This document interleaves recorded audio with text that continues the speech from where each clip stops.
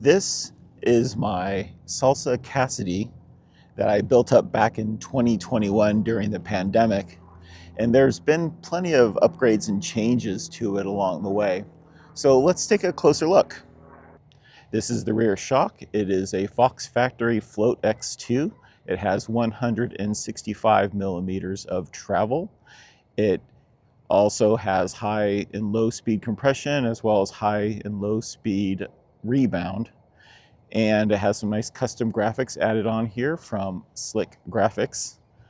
And the other customization here is, instead of the shock mount bushing that comes with the bike, I went ahead and added these RWC needle bearings. Makes it a little bit more smoother. This is a Fox Factory 38 fork. It has high and low speed compression as well as high and low speed rebound, just like the shock. I also custom added the graphics here in the front from Slick Graphics. This is not the original fork that I had with the bike. It is an upgrade. The original was a RockShox Zeb, 180 millimeters of travel. It was a good fork, but I just got a great deal on this one. Couldn't pass it by, so here we are.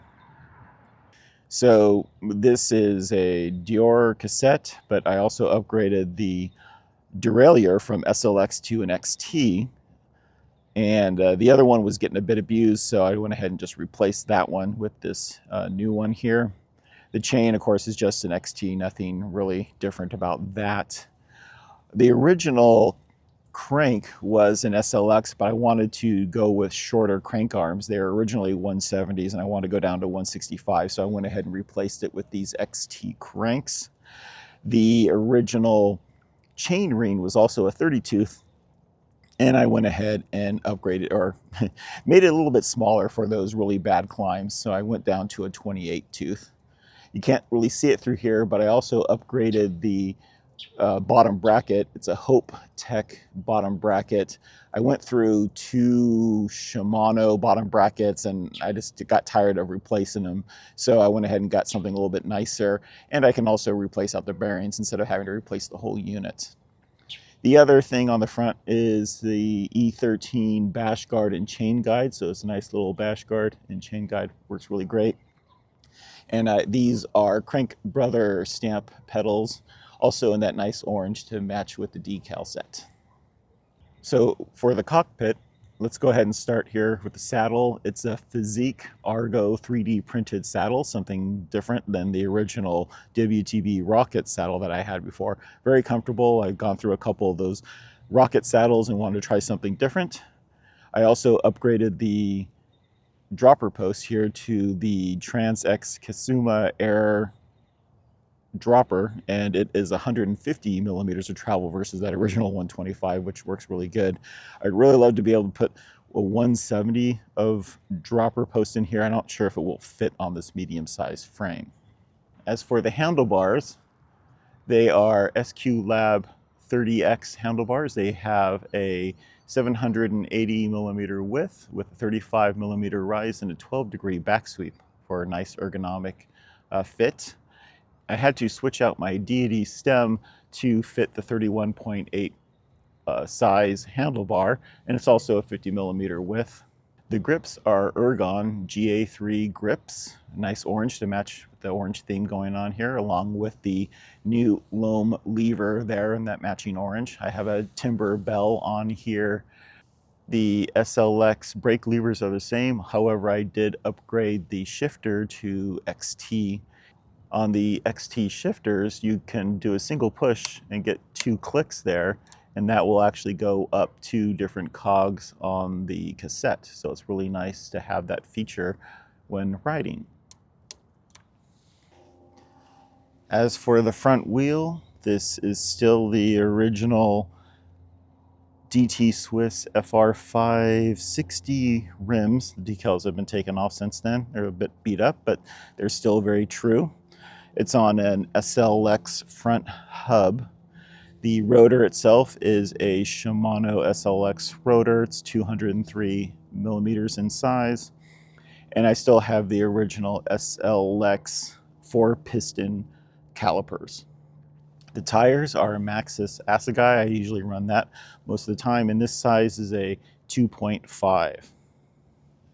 As for the rear wheel, it is the same as well. It has the DT Swiss rim along with the SLX hub. 4-piston SLX caliper is still the same, and a 203 millimeter rotor in the rear as well. The rear tire is a Maxxis Minion DHR2 and a 2.4 size. This is the Whiskey carbon water bottle cage. It's different than the original one that I had. I also added in this 1-up EDC tool along with the pump. Nice little combination kit here, just attaches right there to the frame. This is the Muck-Off Stealth plug tool that kind of sticks into the bar end. I have one for each side. It's all set up in case I get a flat and I need to stick in a plug. And if something goes drastically horrible, then I can go ahead and use this Tubolito spare tube that I kind of have here attached to the frame. Okay, she weighs in at 36.5 pounds, so let's take her for a ride and I'll go ahead and share some stories.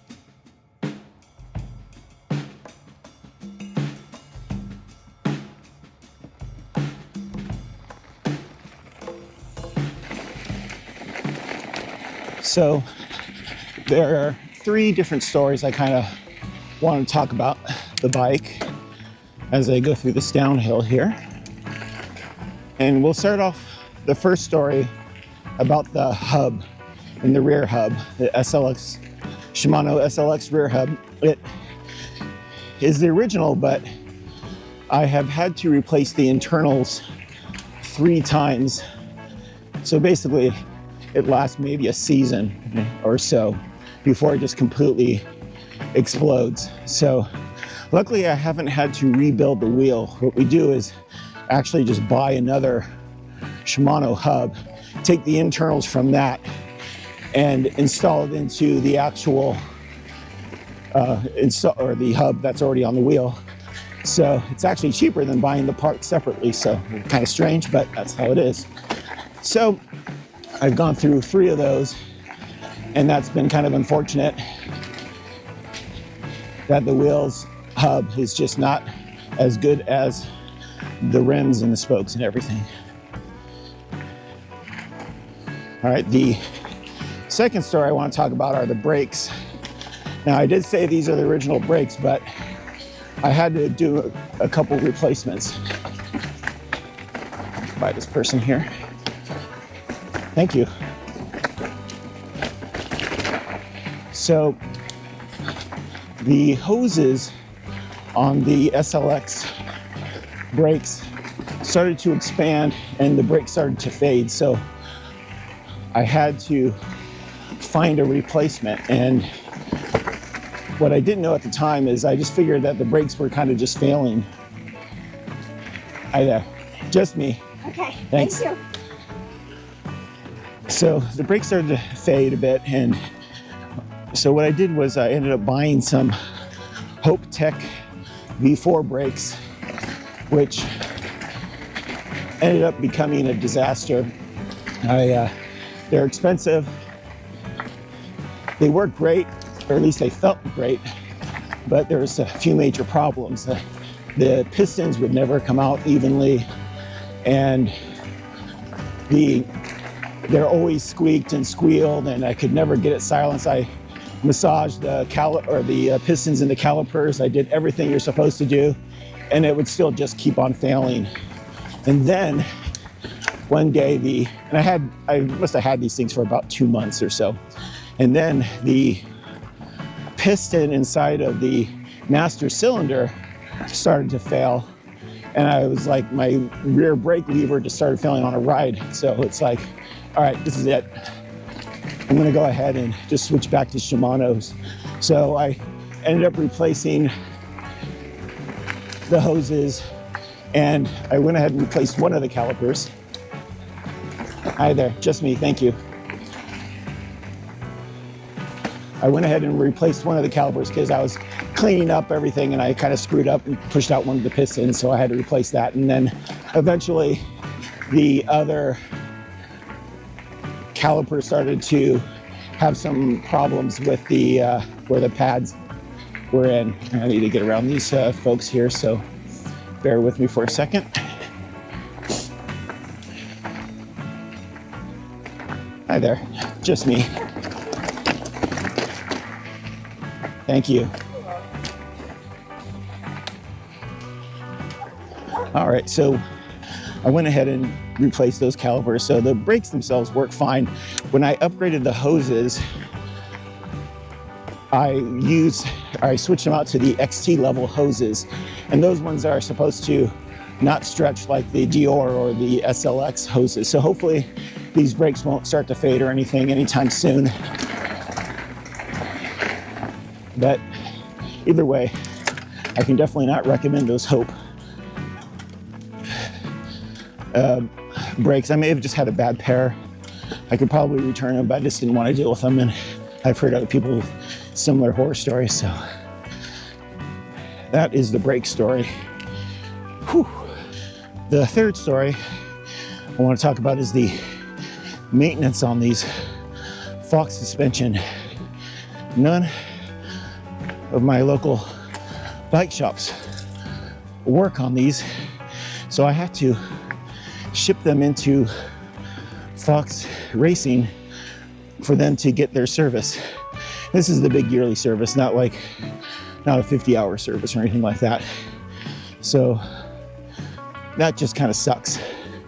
And it basically out for like 3 weeks or so with the shipping back and forth in the updates. Now, I will say the original Fox Float X2 had a recall, and after my second service, they went ahead and just shipped me out a brand new Fox Float X2. So technically this shock I'm on is brand new, and so far no issues with it. I've never had really any issues with the old one either, but that was nice that they went ahead and replaced it during the service interval. Now for the fork,